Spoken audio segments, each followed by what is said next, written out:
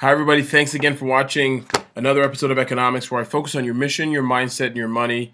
I want to share with you today a wonderful book that I recently read. I read this actually in like 12 hours from cover to cover. I literally, when I finished reading it, I literally almost started crying.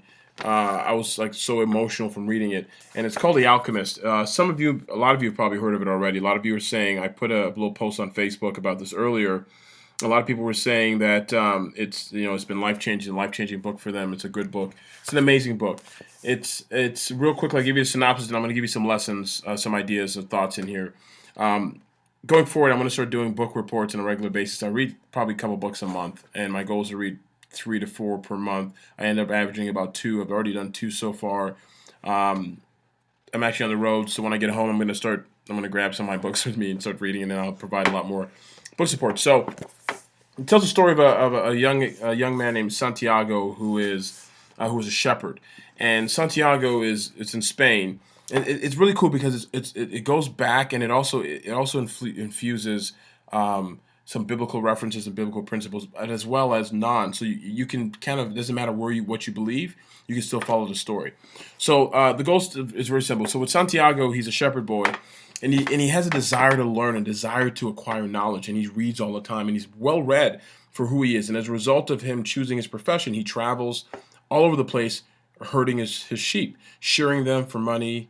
Occasionally, once in a while, slaughtering them, then selling. But usually, he sells the sheep's wool.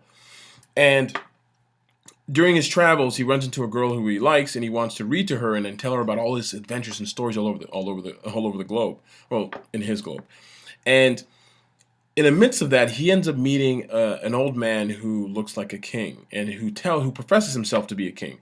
And he gives him these 2 jewels. It says these jewels are important for you in order to help you make better decisions in your life. And he also tells him about his treasure and his destiny. Now, the reason why Santiago cares what this guy has to say is because the old man, or the king, actually gives him some good, tells him about his life without him even knowing. So he knows what he's talking about.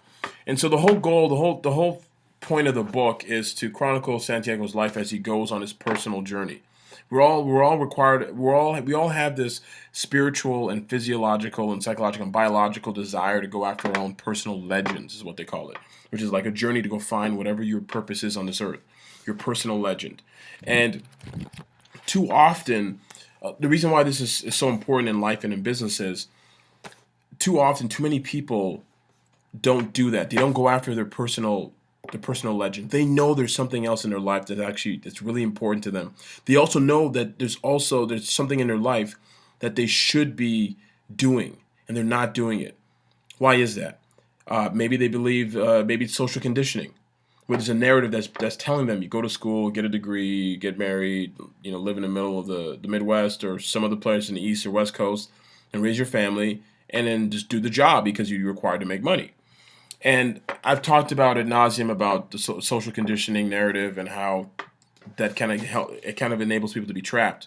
It's not just about entrepreneurship; it's about life in general. Your life can be to be working for somebody, but you should be doing what you think your purpose is or your work is. And it's sad in life that a lot of people don't. And so one example he cites in the book is a man he meets in a crystal shop after he makes it across the water to another land. And the man in the crystal shop, he starts talking to him, and then he befriends him, and he gives him an idea and suggestion. And actually, I've used some of this tip without even reading the book. I use a tip like that to actually get connected with influencers, but that's another video. But he uses a tip to connect with the shopkeeper who sells crystal. Eventually, he befriends him.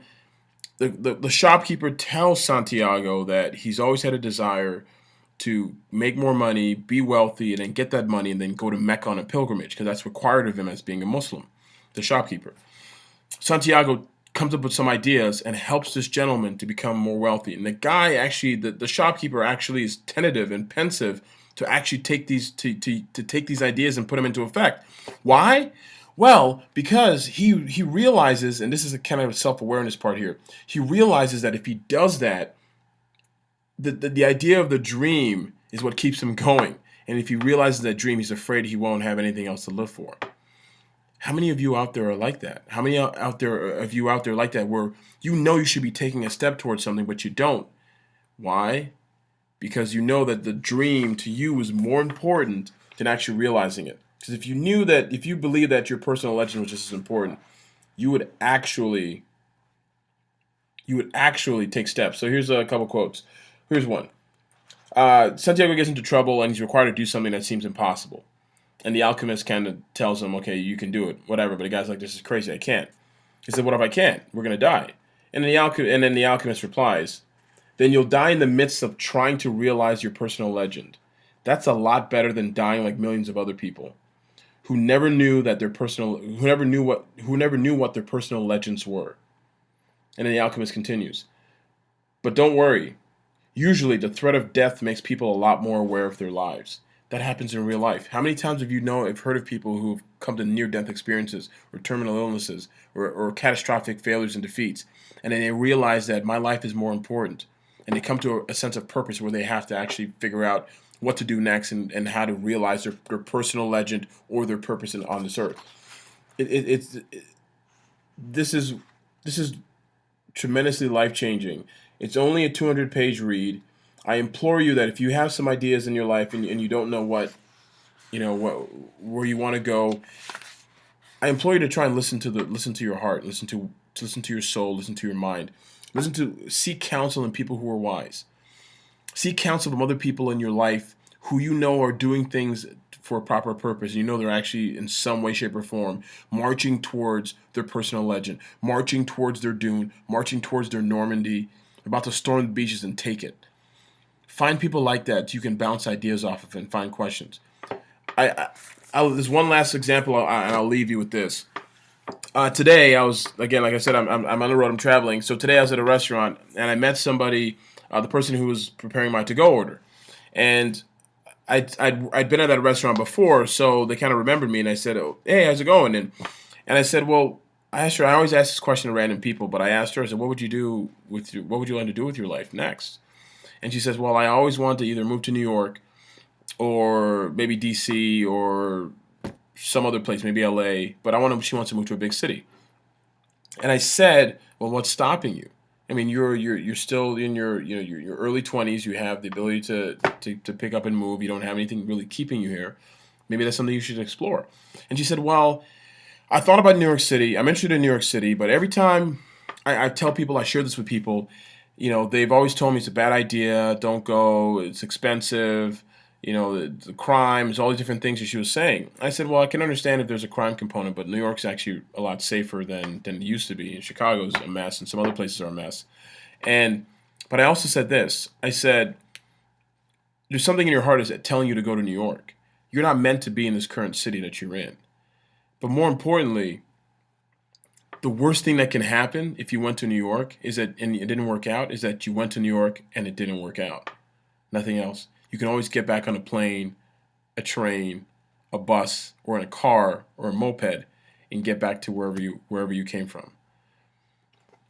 Opportunities are best sought by movement, and realizing your personal legend is best achieved through action, not through analysis, not through listening to counsel of people who've never tried or attempted to do anything differently with their lives, who've lived in one area their whole life, and they're going to give you advice on why you shouldn't move to a big city to seek other opportunities or to find your truth.